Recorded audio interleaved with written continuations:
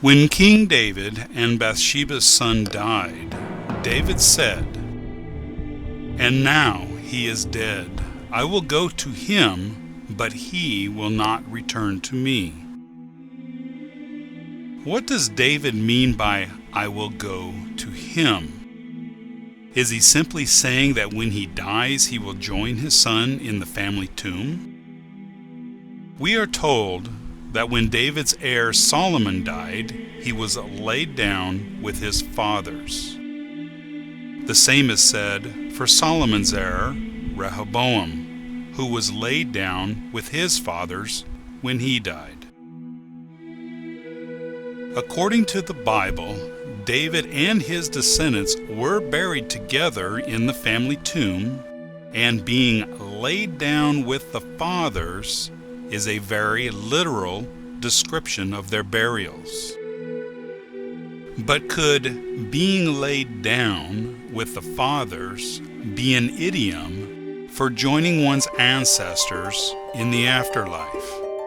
Is this what David meant by "I will go to him"?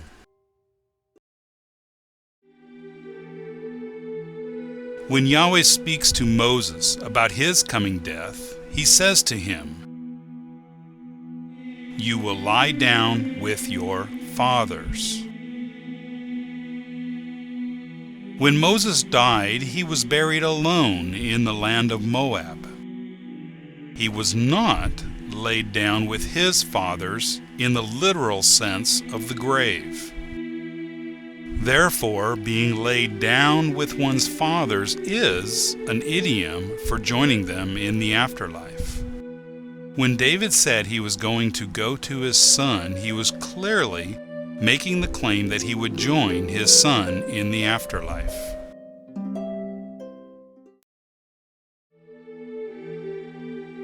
When Jacob died, the Bible tells us, "And he expired, and he was gathered to his people."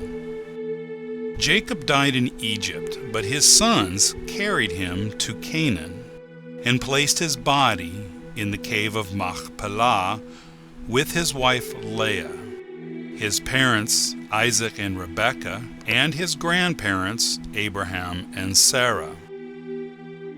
When the text states that Jacob was gathered to his people, is this just a literal reference to him being buried with his ancestors, or is it also an idiom for joining his ancestors in the afterlife? Abraham was placed in the cave of Machpelah after he died. And Abraham expired, and he died, and he was gathered to his people. The only other occupant of this tomb was his wife Sarah. Abraham was not buried with his people. Therefore, we must conclude that being gathered to one's people is meant to refer to going to one's people in the afterlife. In addition, when Yahweh speaks to Abraham about his death, he says, "You will go to your fathers in peace."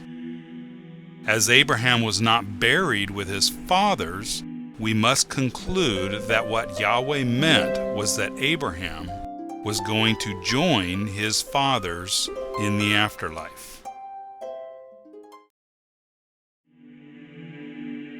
Jacob's son Joseph was kidnapped by his brothers, and they sold him to Ishmaelite traders heading to Egypt.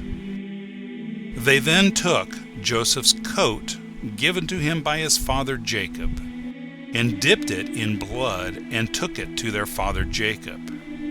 They told him that he was devoured by wild animals. Jacob mourns the loss of his son and then says, according to the King James Version translation, "I will go down into the grave unto my son."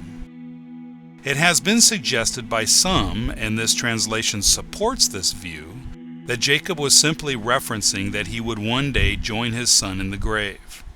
But let's not forget that Jacob believed that his son was eaten by wild animals. there was no body to bury.